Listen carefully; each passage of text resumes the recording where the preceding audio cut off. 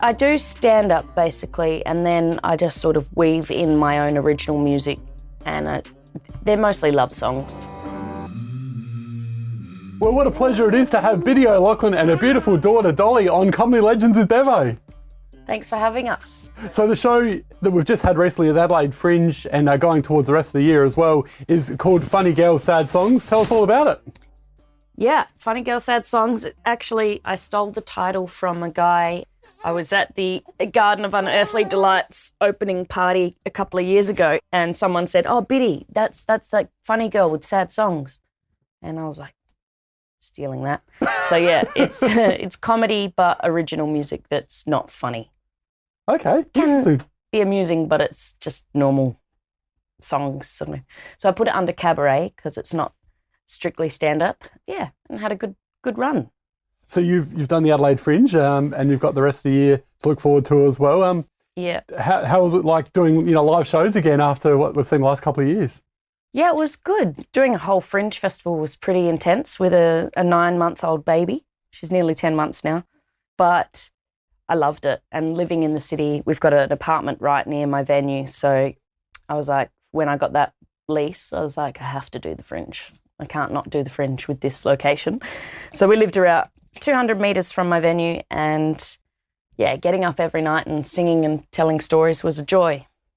How good. And you've been doing it for 10 years now. Tell us about the journey, because you started in Ireland. I did. We've got the green background just for you as well. So I did start in Ireland. It's a funny story because my mum's a comedian and I grew up around comedy. I kind of felt like I couldn't possibly ever do that, but I was always fascinated by it. And then when I was in Ireland in 2010, so it was technically 12 years ago, but I don't include the last 2 years, I started doing comedy at the International Bar in Dublin, basically because I was on exchange at Trinity College and they had cast all their plays and I love performing. And so I couldn't get a part in any plays. So I went to the comedy club and I just decided to give it a go because nobody knew who my mum was there. Ah. So I did, and it was an interesting 5-minute spot. Like there was one point where I told a joke and it was pretty Australian based and the audience just didn't get it, didn't laugh. Oh, and then I laughed at them not laughing. Yep. And then they laughed at me laughing at them not laughing. And so I had the room again. And then I thought I was going to die. That's what we say when we don't do a good gig. And I was backstage. Aidan Bishop, Des Bishop's brother, was the one who gave me the spot. And I was backstage in this tiny stairwell and I said, I'm going to die. And he was like, I know you are. But then I didn't die and, had a half-decent set. And afterwards, this Australian comedian, Damo Clark, who lives in Ireland now, he came up to me and he was like, hey, have you heard of Fiona O'Loughlin? I was like, yeah, came out of her vagina. He must have lost it when you said that. Yeah, because he heard Alice Springs and, so he was just like, oh, she must know her. Yeah, pretty intimately. That's brilliant. And there's definitely a resemblance there as well. So, yes. Yeah. And in terms of your mum, obviously, she's had an amazing career as a comedian. She must have been a big influence on your career. Absolutely. I mean, she started when I was about 13, I think, like professionally. She was always performing talent shows and things like that. And then she sort of broke out when I was about 13, and it was quite a transformative time for me as well. And then to watch my mum do that, I was very proud of her. But yeah, I've just been around it my whole life, so I didn't get really fazed with comedians and celebrities, if that makes sense. I was just kind of like, oh yeah, hi. Yeah, because you would have met many famous ones along the way. Yeah. Tell us about a couple of stories about some of the ones you've met and, that have perhaps left you starstruck or like, wow, they're quite different to what I expected. Yeah, well, I went to Montreal briefly in 2007. This is before I started doing stand-up myself. Mum was doing Just for Laughs and I went there to just hang out with her basically. And I was backstage at the Just for Laughs concert. William Shatner was hosting. Bill Burr did his awesome set about functioning psychos. And Frank Skinner was on and he was sitting backstage and I was just talking to him. Frank Skinner and I were just like having this conversation and Mum walked past rather briskly and went to her green room And then she was like, when I went in there afterwards, she was like, how did you do that? I was like, what? She was like, you're just talking to Frank Skinner. And I was like, oh, Frank? Yeah, he's nice. And like, little did I know that he's like one of the biggest legends in English comedy. So, you know, sometimes ignorance is bliss, or just not really giving a damn about celebrity, I guess. Now, you mentioned the stand-up side of things and how your current show has a cabaret aspect to it. So sort of have I'm just trying to sort of get my head around it, and people that are sort of listening and watching as well. Does it have is it a bit of stand-up and cabaret mixed together, or are they separate? And, you know, where's your true passion lie? I do stand-up basically, and then I just sort of weave in my own original music, and they're mostly love songs, sad love songs, broken heart songs. So I'll have some funny stories about that heartache, and then I'll just go into the song, which is quite serious. And it's a nice sort of duality, I suppose, of genres. A bit of funny girl, sad songs. Yeah. I say at the start of the show, it does what it says on the tin. Like, I'll make you laugh and hopefully cry. And have you had lessons as a singer as well throughout your career? No, never had lessons. Had a few guitar lessons way back in the day. And I'm not a great guitarist. I just sort of use it as a drum, like a rhythm thing. No, I guess my voice improved a lot when I was busking on the streets, because I just had to get better in order to be heard above traffic and stuff like that. So busking, obviously, you'd had some pretty good stories to share there, Biddy, throughout your time. Yeah. One time a guy gave me $100 bill and I thought it was fake, so I kept it in my wallet for 6 months until I desperately needed something. And another time I was busking in LA, actually, on Ventura Boulevard, and this producer from America's Got Talent saw me, and they invited me to audition for the show. And I talk about it in my show, and I say that in the tune of Amy Winehouse, I said, no, no, no, because I couldn't bring myself to sort of beg for the approval of the masses on a reality TV show. Yeah. So I joke that I do it one comedy show at a time. And then what happened from there? Well, nothing, because I didn't go on the show. I do wonder how my life could have been quite different if I had gone on America's Got Talent. Hey, or they've got least Australia's auditioned. Got Talent still, so...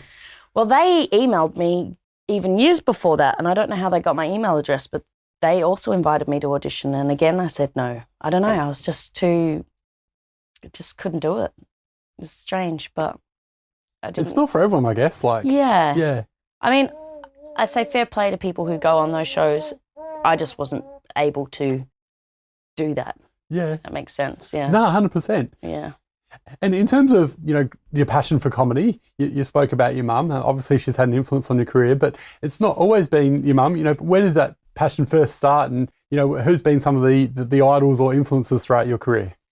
Well, funnily enough, after I started in Dublin, there was a film playing at the, I can't remember the name of the cinema, the one in Temple Bar, the Irish film something. And it was the Bill Hicks story, American. And yeah, the documentary is called Bill Hicks Story, American. I think it's called American. Anyway, and I was like, who is this guy? And I can't believe I'd been, you know, exposed to stand-up my whole life mostly, and I just started doing stand-up and I still had no idea who Bill Hicks was. And then I became like a massive fan, and I couldn't believe that he was dead. And yeah, so Bill Hicks is one influence. And then just all the comedians I grew up with, a lot of them I call uncles, you know, or aunties, who are just comedians who have no blood relation to me, like Damien Callanan, he's always Uncle Damien. Lawrence Mooney, Uncle Laurie. Yeah, I've interviewed Lawrence recently. He's a classic, isn't he? He is, yeah. Did you interview him when he was here during Yes, Fringe? yeah, Nice. yeah, It was good yeah. to see him.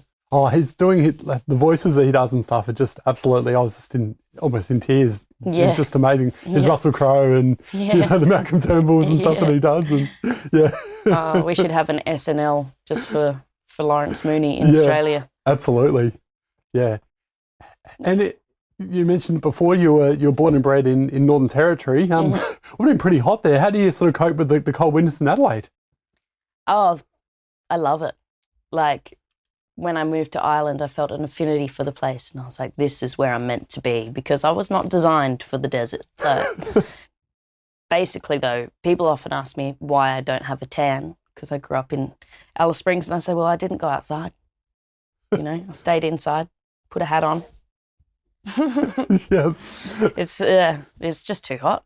I've always felt like being in the NT, being in Alice Springs, it was like living in a different country. Like I never felt Australian. I felt like I was from Alice Springs, if that makes sense. Yeah. You got to go to know that.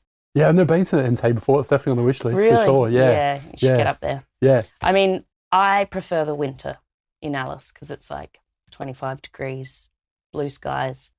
Summer's too hot for me, but the winter's lovely. And then in Darwin, the winter is their dry season, so it's not so sticky. We should definitely talk about your mum, and you know, it's obviously public the battles that she's had throughout recent years, but she's going really well, which is great to hear. I guess tell us about the influence that she's had in your career and how she's coming along. Well, she's doing really well. She's had a great show at the Fringe as well. She got 5 stars. I only got 4.5, so that was a bit annoying.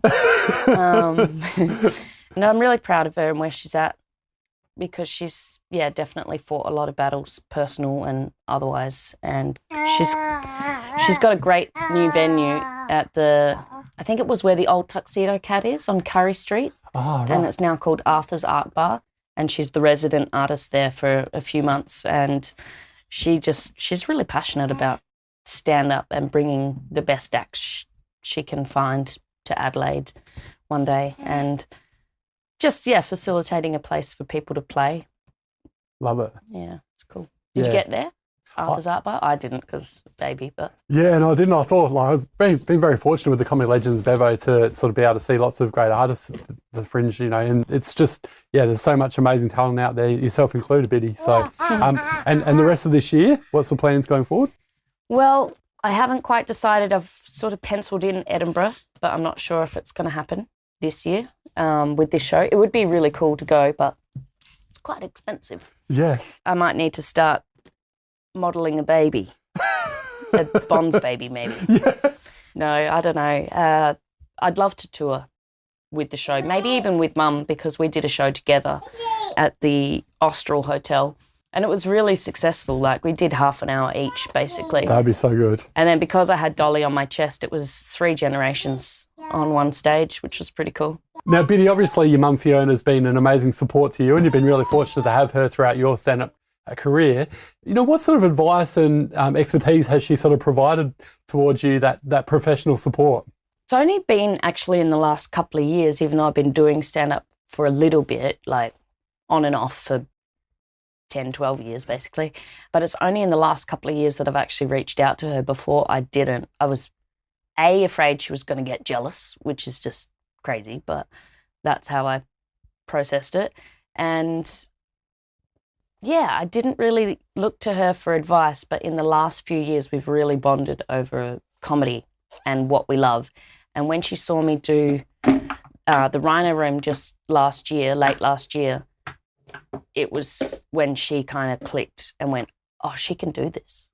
Awesome. So she hadn't seen me that much because mostly I did stand up overseas and then I got back to Australia and I guess I didn't want to be compared to her, so I sort of stopped and I went to film school and I did other things. And then when I got back into it, she just hasn't had the opportunity to see me until quite recently, and she was just quite impressed. Is she sort of person that's quite, you know, because my parents have always been pretty, in a good way, they've always been critical, which I appreciate as well, because it makes you don't always want to be, you know, you want to be told the truth sometimes because it makes you improve. You want that constructive criticism as well. Has your mum sort of been a bit like that in recent years as well? Like if you've done something where she'll go, no, you can do that better, Biddy, or is she sort of always a pretty sort of lovey-dovey, happy sort of role model, so to speak? She has never dared to give me any criticism. Mostly because there's none to give. It's no, she's pretty proud of me. I'd say we could definitely get into that if we went on tour together. We did those 3 shows together. And she wouldn't hold back if she had an idea for a joke or a better punchline or a tag or something like that. That's great. Mostly we're pretty complimentary of each other and just let each other do each other's thing. And hey, that's great. If you're doing well and getting 4.5 stars, then it sounds like you don't need it. So yeah. So there could be a possibility of, I'd definitely love to see that. I'm sure Rory, my producer, would love to see that. There's a possibility of you guys doing more shows together this year? Absolutely. That's what I'm sort of working on, trying to... Fantastic. Yeah, be the booking agent as well as the comedian. Anyone out there watching or listening, exactly. get in touch with Biddy or Fiona. Yeah, or me. Awesome. I'm better at getting in touch. Than your mum? Yeah. So just hit you up on Instagram. She's just the talent. Sorry. Hit you up on Instagram is the best way? Yeah. Instagram, BiddyO'Loughlin.com has my contact details in it too. And if you were to go to Edinburgh, you'd do the same show you've just had at the Adelaide Fringe Funny as well? Girl, Sad Songs, yeah. And I think it would go down well there because they love Aussies, first of all. But there's a bit of a history with me in Edinburgh and comedy as well. So see, I deliberately got you to say that because I know I'd stuff it up. So yeah, I actually created a character in Edinburgh.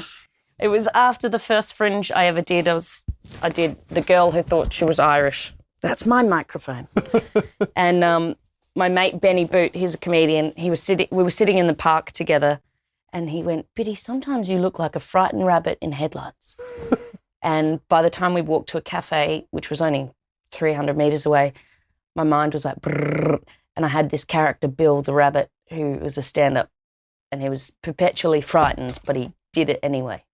And then I ended up writing that show for the Melbourne Fringe Festival in 2012, and now it's just a short sort of film I'm trying to make into a feature one day. Wonderful. Yeah. You got some very exciting times ahead, Biddy. Yeah, and my rule for the casting is that only comedians get roles. Like if you haven't done 5 minutes of stand-up comedy at your local open mic, you're not getting in this movie. Yep. And before I let you go, for any bidding stand-up comedians out there, pardon the pun, Biddy, what sort of advice do you have for them? One piece of advice my mum said that she was giving to young comics years ago, and this is what I took as well when I did my first set, was try not to have a drink before your first ever set or you'll think you need it. And she said that she didn't live by those rules, obviously. She had a much different relationship to alcohol and stand-up to that, but that was her advice to young people. And when I did my first stand-up in Dublin that time, I didn't have any Dutch courage, so I knew the courage came from me, I guess. It's great advice. It is great advice. Have a drink afterwards, get drunk, but try not to do it before, or you might slip into thinking that that's the only way you can do it. That's awesome advice. Thank you so much. You're very welcome. Biddy O'Loughlin, thanks for being on Comedy Legends of Bevo and sharing your amazing story so far. You've got a very exciting future ahead, and I look forward to following that journey and hopefully seeing yourself and Fiona this year as well, doing a show together. Yeah, we'd love to do the show again. Should we say bye-bye? Bye. Yeah. Thanks for having us. Thank you so much. Sorry for the distraction, but she's a cute one. Yeah, absolutely. Alrighty.